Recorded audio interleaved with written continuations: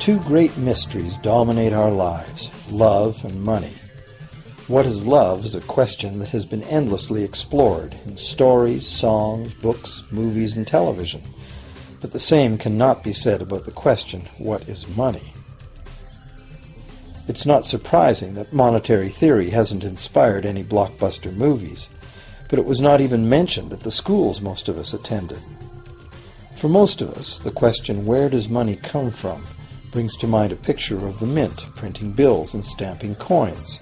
Money, most of us believe, is created by the government. It's true, but only to a point. Those metal and paper symbols of value we usually think of as money are indeed produced by an agency of the federal government called the mint. But the vast majority of money is not created by the mint. It is created in huge amounts every day by private corporations known as banks. Most of us believe that banks lend out money that has been entrusted to them by depositors. Easy to picture, but not the truth. In fact, banks create the money they loan, not from the bank's own earnings, not from the money deposited, but directly from the borrower's promise to repay. The borrower's signature on the loan papers is an obligation to pay the bank the amount of the loan plus interest, or lose the house, the car, whatever asset was pledged as collateral. That's a big commitment from the borrower. What does the same signature require of the bank? The bank gets to conjure into existence the amount of the loan and just write it into the borrower's account. Sound far-fetched? Surely that can't be true. But it is.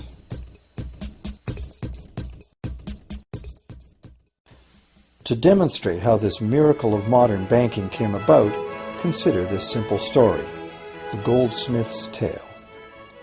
Once upon various times, pretty much anything was used as money. It just had to be portable, and enough people had to have faith that it could later be exchanged for things of real value, like food, clothing, and shelter.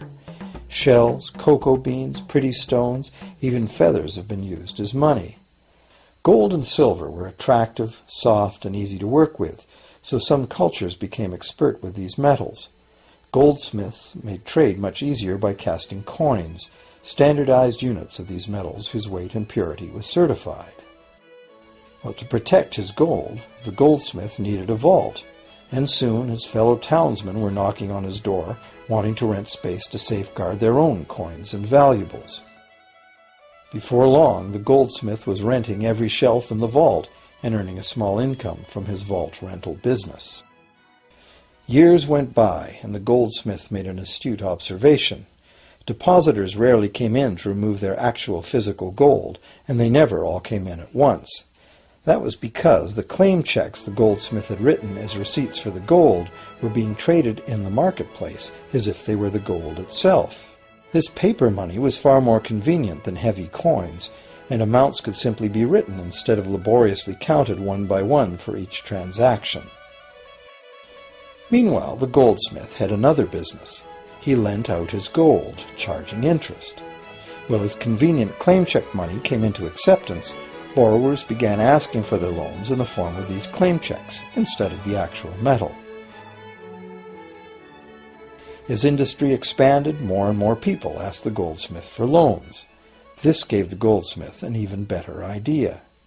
He knew that very few of his depositors ever removed their actual gold, so the goldsmith figured he could easily get away with lending out claim checks against his depositors' gold, in addition to his own. As long as the loans were repaid, his depositors would be none the wiser and no worse off, and the goldsmith, now more banker than artisan, would make a far greater profit than he could by lending only his own gold. For years, the goldsmith secretly enjoyed a good income from the interest earned on everybody else's deposits. Now a prominent lender, he grew steadily richer than his fellow townsmen, and he flaunted it. Suspicions grew that he was spending his depositors' money. His depositors got together and threatened withdrawal of their gold if the goldsmith didn't come clean about his newfound wealth. Contrary to what one might expect, this did not turn out to be a disaster for the goldsmith. Despite the duplicity inherent in his scheme, his idea did work. The depositors had not lost anything. Their gold was all safe in the goldsmith's vault. Well, rather than taking back their gold, the depositors demanded that the goldsmith, now their banker, cut them in by paying them a share of the interest. And that was the beginning of banking. The banker paid a low interest rate on deposits of other people's money that he then loaned out at a higher interest. The difference covered the bank's cost of operation and its profit. The logic of this system was simple, and it seemed like a reasonable way to satisfy the demand for credit. However, this is not the way banking works today. Our goldsmith banker was not content with the income remaining after sharing the interest earnings with his depositors, and the demand for credit was growing fast as Europeans spread out across the world. But his loans were limited by the amount of gold his depositors had in his vault. That's when he got an even bolder idea. Since no one but himself knew what was actually in his vaults, he could lend out claim checks on gold that wasn't even there. As long as all the claim check holders didn't come to the vault at the same time and demand real gold, how would anyone find out? This new scheme worked very well, and the banker became enormously wealthy on the interest paid on gold that did not exist.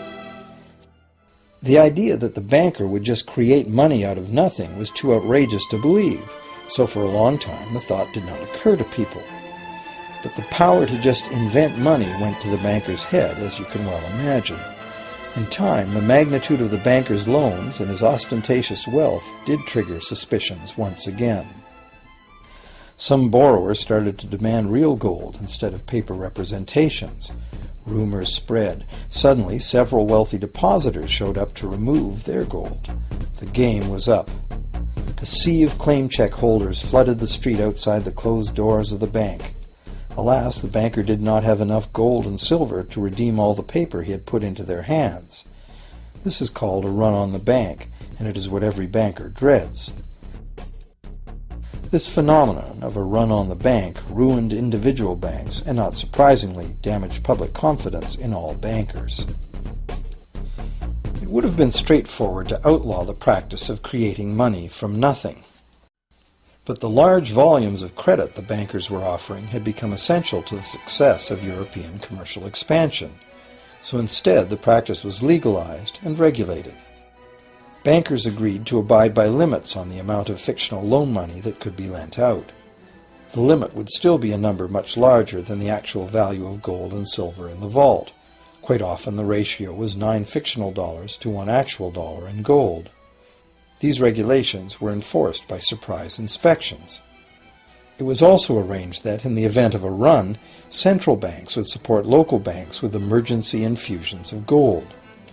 Only if there were runs on a lot of banks simultaneously would the banker's credit bubble burst and the system come crashing down.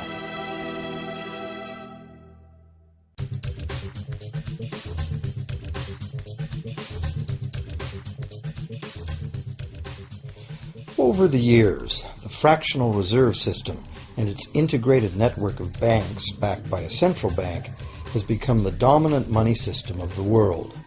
At the same time, the fraction of gold backing the debt money has steadily shrunk to nothing. The basic nature of money has changed.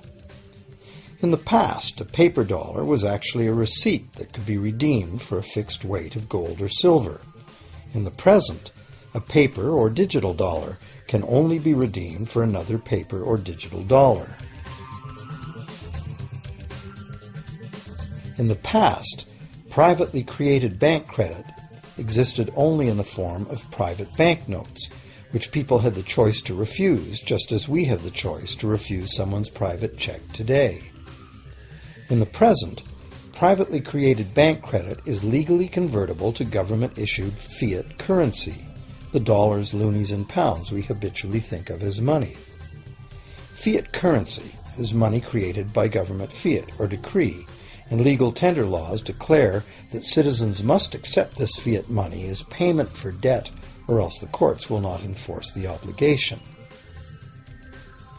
So now the question is, if governments and banks can both just create money, then how much money exists? In the past, the total amount of money in existence was limited to the actual physical quantities of whatever commodity was in use as money. For example, in order for new gold or silver money to be created, more gold or silver had to be found and dug out of the ground. In the present, money is literally created as debt. New money is created whenever anyone takes a loan from the bank. As a result, the total amount of money that can be created has only one real limit: the total level of debt.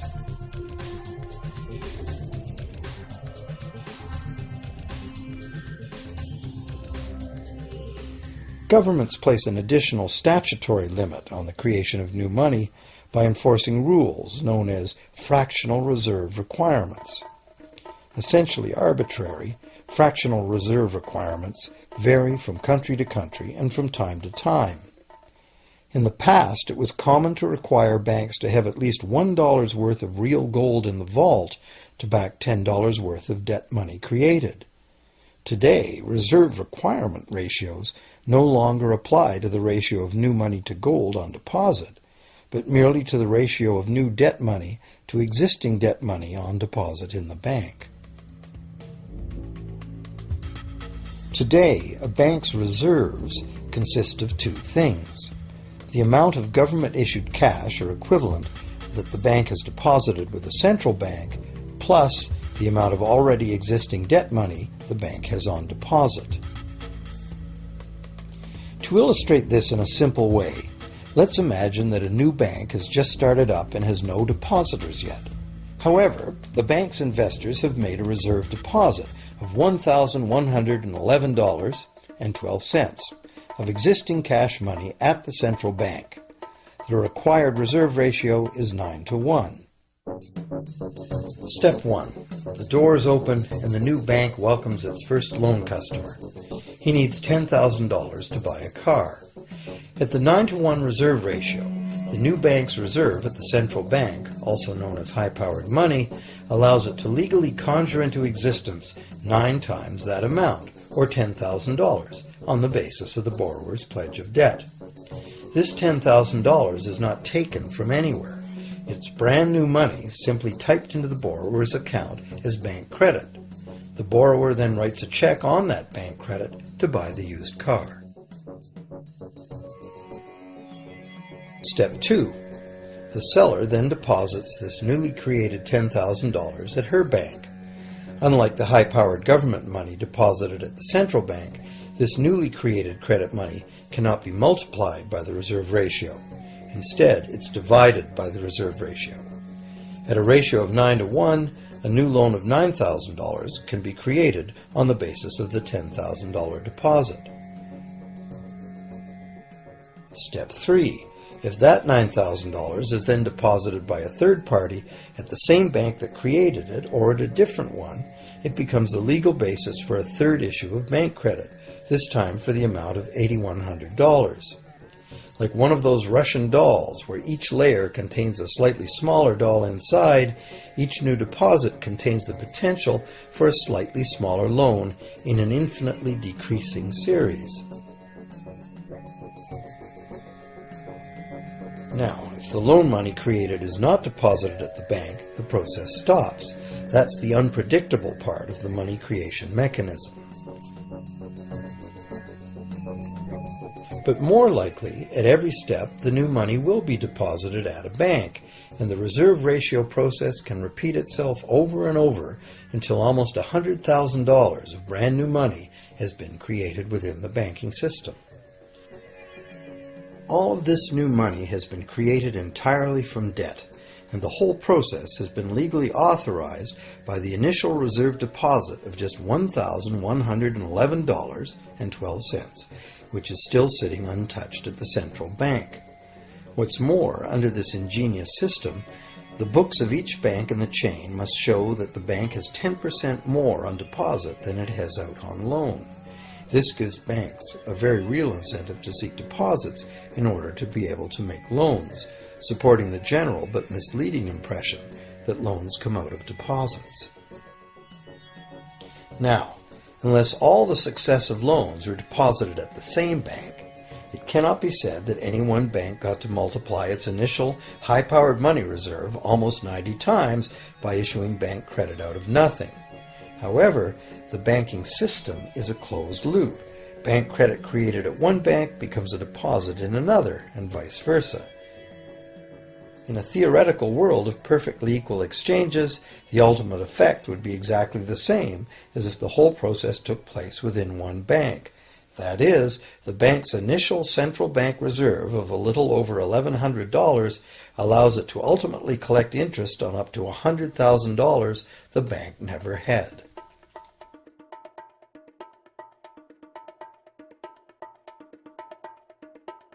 If that sounds ridiculous, try this.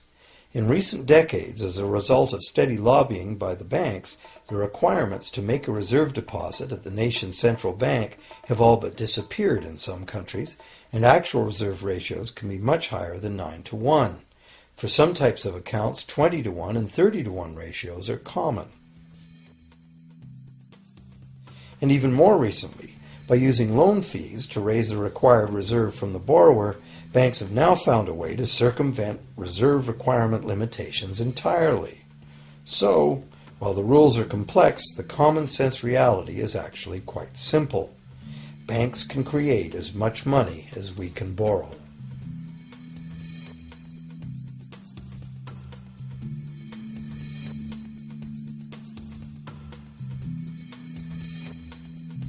Despite the endlessly presented mint footage, government-created money typically accounts for less than 5% of the money in circulation.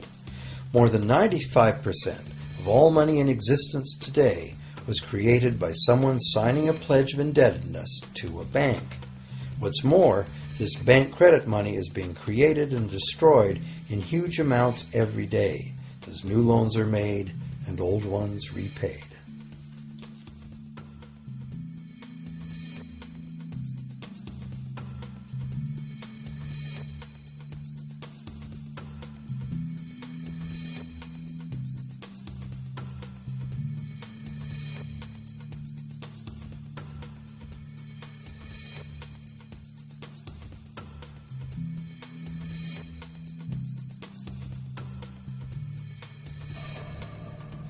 Banks can only practice this money system with the active cooperation of government. First, governments pass legal tender laws to make us use the national fiat currency. Secondly, governments allow private bank credit to be paid out in this government currency. Thirdly, government courts enforce debts. And lastly, governments pass regulations to protect the money system's functionality and credibility with the public, while doing nothing to inform the public about where money really comes from. The simple truth is that when we sign on the dotted line for a so-called loan or mortgage, our signed pledge of payment, backed by the assets we pledge to forfeit should we fail to pay, is the only thing of real value involved in the transaction. To anyone who believes we will honor our pledge, that loan agreement or mortgage is now a portable, exchangeable, and saleable piece of paper. It's an IOU. It represents value and is therefore a form of money.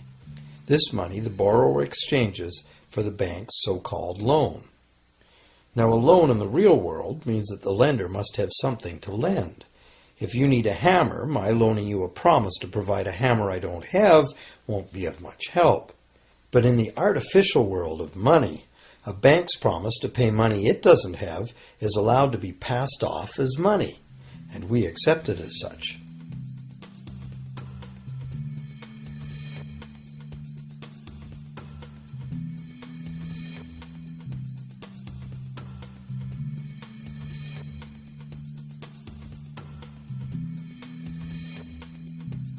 Once the borrower signs the pledge of debt, the bank then balances the transaction by creating, with a few keystrokes on a computer, a matching debt of the bank to the borrower.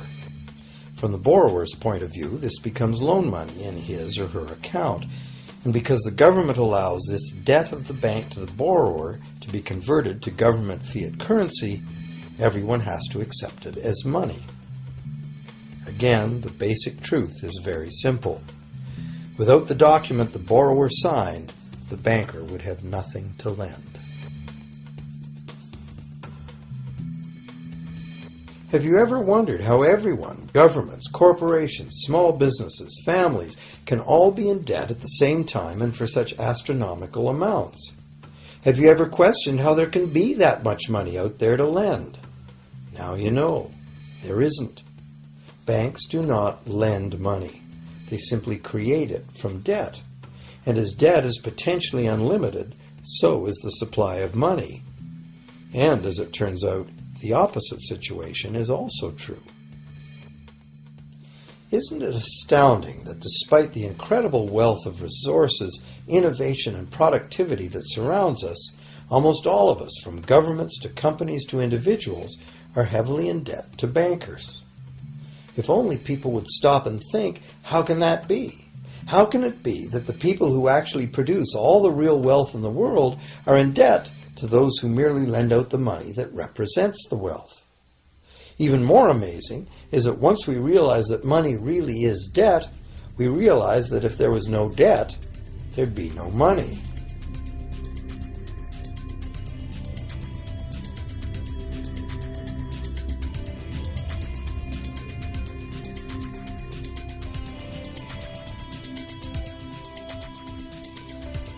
If this is news to you, you are not alone. Most people imagine that if all debts were paid off, the state of the economy would improve. It's certainly true on an individual level. Just as we have more money to spend when our loan payments are finished, we think that if everyone were out of debt, there would be more money to spend in general. But the truth is the exact opposite. There would be no money at all. There it is. We are totally dependent on continually renewed bank credit for there to be any money in existence. No loans, no money, which is what happened during the Great Depression. The money supply shrank drastically as the supply of loans dried up.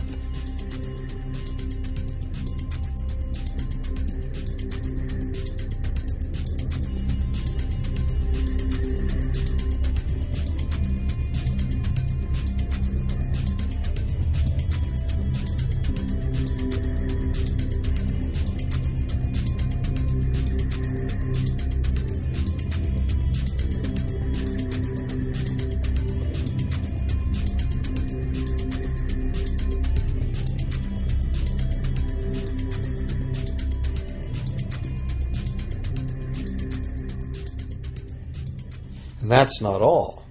Banks create only the amount of the principal. They don't create the money to pay the interest. Where is that supposed to come from?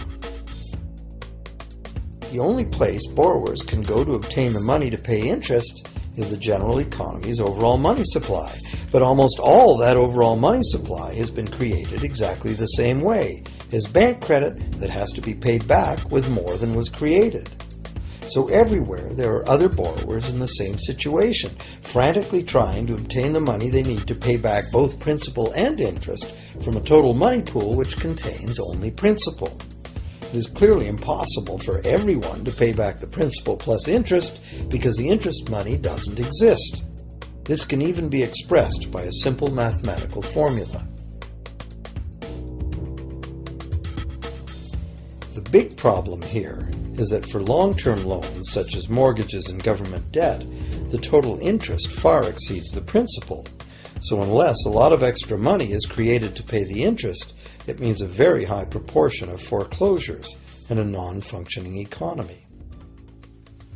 To maintain a functional society, the rate of foreclosure needs to be low. And so, to accomplish this, more and more new debt money has to be created to satisfy today's demands for money to service the previous debt. But of course, this just makes the total debt bigger, and that means more interest must ultimately be paid, resulting in an ever-escalating and inescapable spiral of mounting indebtedness.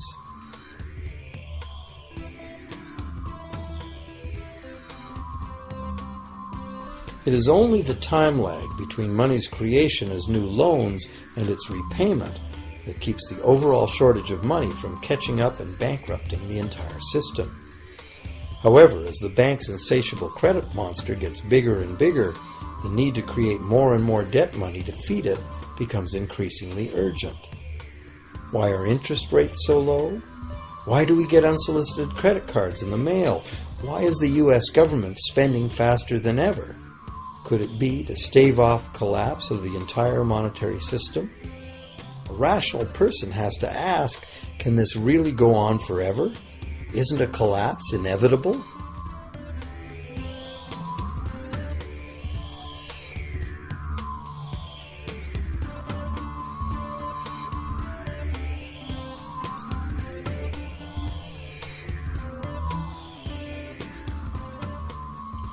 Money facilitates production and trade.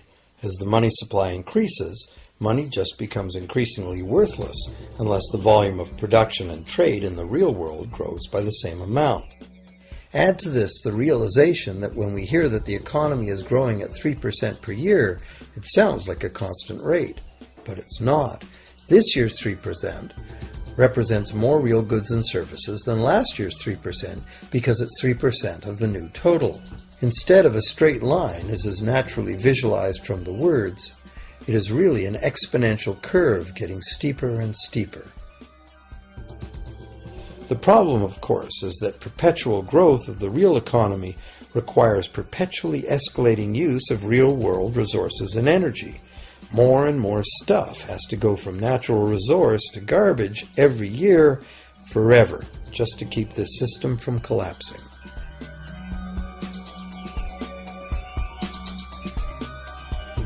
What can we do about this downright scary situation? For one thing, we need a very different concept of money. It's time more people asked themselves and their governments 4 simple questions. Around the world, governments borrow money at interest from private banks. Government debt is a major component of total debt, and servicing that debt takes a big chunk of our taxes. Now we know that banks simply create the money they lend, and that governments have given them permission to do this. So the first question is, why do governments choose to borrow money from private banks at interest when government could create all the interest-free money it needs itself? And the second big question is, why create money as debt at all? Why not create money that circulates permanently and doesn't have to be perpetually reborrowed at interest in order to exist? The third question, how can a money system that can only function with perpetually accelerating growth be used to build a sustainable economy? Isn't it logical that perpetually accelerating growth and sustainability are incompatible? And finally, what is it about our current system that makes it totally dependent on perpetual growth? What needs to be changed to allow the creation of a sustainable economy? At one time, charging any interest on a loan was called usury and was subject to severe penalties, including death. Every major religion forbade usury. Most of the arguments made against the practice were moral. It was held that money's only legitimate purpose was to facilitate the exchange of real goods and services. Any form of making money from simply having money was regarded as the act of a parasite or of a thief. However, as the credit needs of commerce increased, the moral arguments eventually gave way to the argument that lending involves risk and loss of opportunity to the lender, and therefore attempting to make a profit from lending is justified. Today, these notions seem quaint. Today, the idea of making money from money is held as an ideal to strive for. Why work when you can get your money to work for you? However, in trying to envision a sustainable future, it's very clear that the charging of interest is both a moral and a practical problem. Imagine a society and economy that can endure for centuries because, instead of plundering its capital stores of energy, it restricts itself to present-day income. No more wood is harvested than grows in the same period. All energy is renewable, solar, gravitational, geothermal, magnetic, and whatever else we discover. This society lives within the limits of its non-renewable resources by reusing and recycling everything, and the population just replaces itself. Such a society could never function using a money system utterly dependent on perpetually accelerating growth. A stable economy would need a money supply at least capable of remaining stable without collapsing. Let's say the total volume of this stable money supply is represented by this big circle.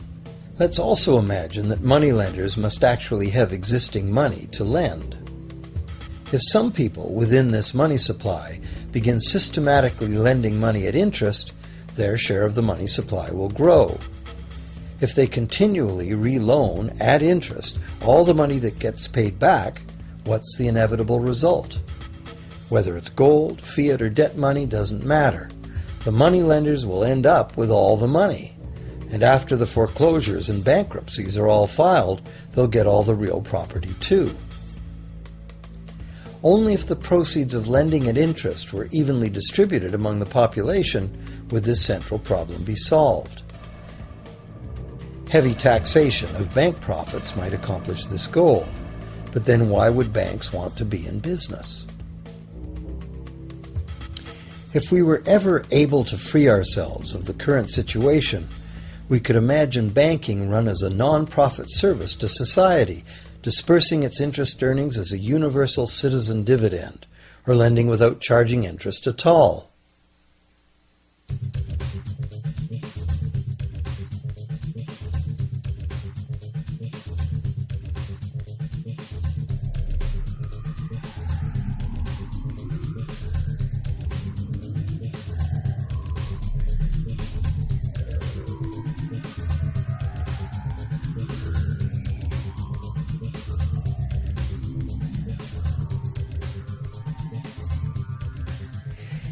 If it is the fundamental nature of the system that causes the problems, tinkering with the system cannot ever solve those problems. The system itself must be replaced. Many monetary critics call for a return to gold-based money, claiming that gold has a long history of reliability. They ignore the many scams that can be played with gold, shaving coins, debasing the metal, cornering the market, all of which were abundantly practiced in ancient Rome and contributed to its fall. Some advocate silver at being more abundant than gold and therefore more difficult to corner. Many question the need to bring back precious metals at all. No one wants to go back to carrying heavy sacks of coins to go shopping.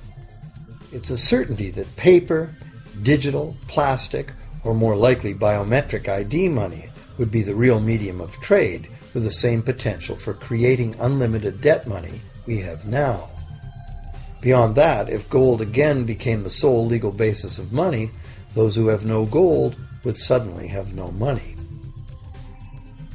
Other monetary reform advocates have concluded that greed and dishonesty are the main problems, and that there may be better ways to create an honest and equitable money system than returning to silver or gold. Inventive minds have proposed a variety of alternate ways to create money. Many private barter systems create money as debt, much as banks do, but it is done openly and without charging interest. An example is a barter system in which debt is expressed as pledges of hours of work, all work being valued equally at a dollar figure that then allows hours to be equated with the dollar price of goods. This kind of money system can be set up by anyone who can devise a way to do the accounting and find willing and trustworthy participants. Setting up a local barter money system, even if it were little used now, would be prudent emergency planning for any community. Monetary reform, like electoral reform, is a big topic, and one that requires a willingness to change and to think outside the box. Monetary reform, again, like electoral reform, will not come easily, because the enormously powerful interests that benefit from the existing system will do their utmost to maintain their advantage. Now that we've seen that money is just an idea, and that in reality money can be whatever we make it, here's one very simple alternative monetary concept to consider. This model is based on systems that have worked in the past, in England and America, systems that were undermined and destroyed by the goldsmith bankers and their fractional reserve system.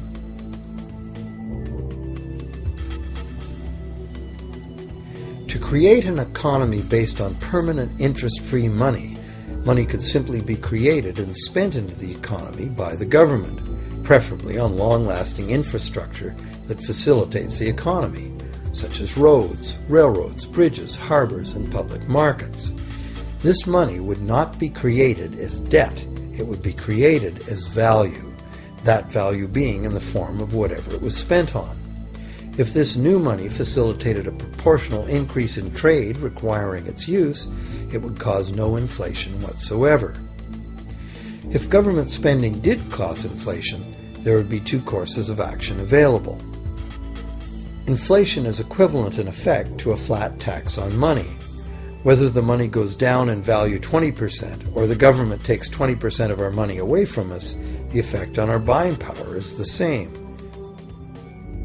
Viewed this way, inflation in place of taxation might be politically acceptable if well spent and kept within limits. Or government could choose to counter inflation by collecting tax monies that it then takes out of use, thus reducing the money supply and restoring its value. To control deflation, which is the phenomenon of falling wages and prices, the government would simply spend more money into existence. With no competing private debt money creation, governments would have more effective control of their nation's money supply. The public would know whom to blame if things went wrong. Governments would rise and fall on their ability to preserve the value of money. Government would operate primarily on taxes, as it does now, but tax money would go much, much further, as none of it would be required to pay interest to private bankers.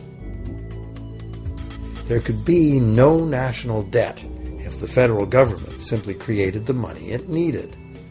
Our perpetual collective servitude to the banks through interest payments on government debt would be impossible.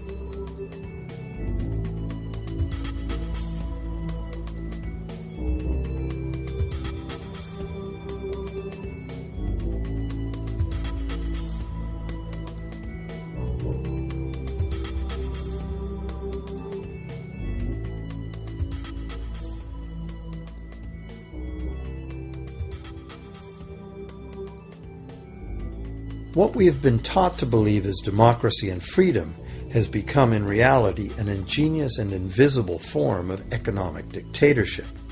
As long as our entire society remains utterly dependent on bank credit for its supply of money, bankers will be in the position to make the decisions on who gets the money they need and who doesn't.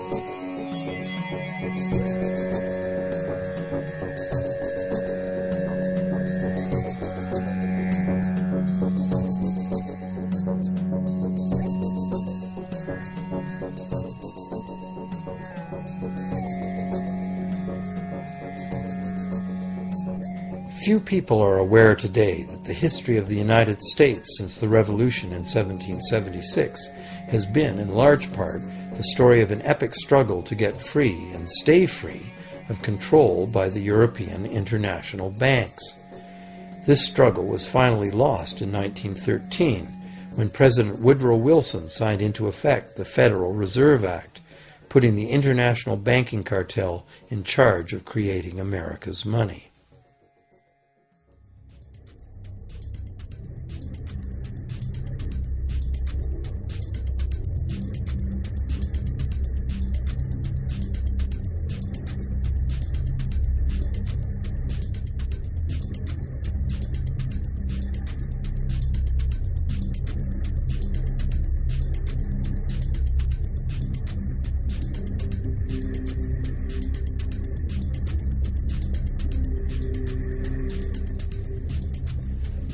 power of this system is deeply ingrained.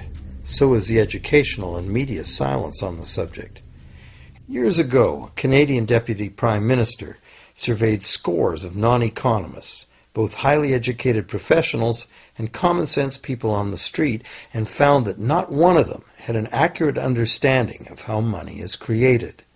In fact, it's probably safe to say that most people, including the frontline employees of banks, have never given the matter a moment's thought. Have you?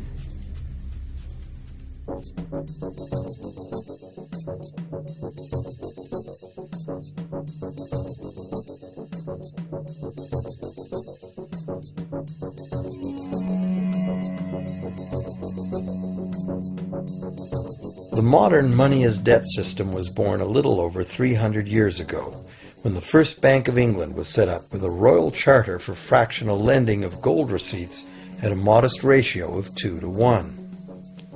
That modest ratio was just the proverbial foot in the door. The system is now worldwide, creates virtually unlimited amounts of money out of thin air, and has almost everyone on the planet chained to a perpetually growing debt that can never be paid off.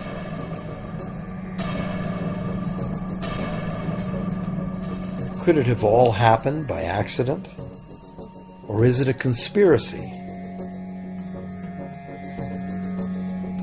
Obviously, something very big is at stake here.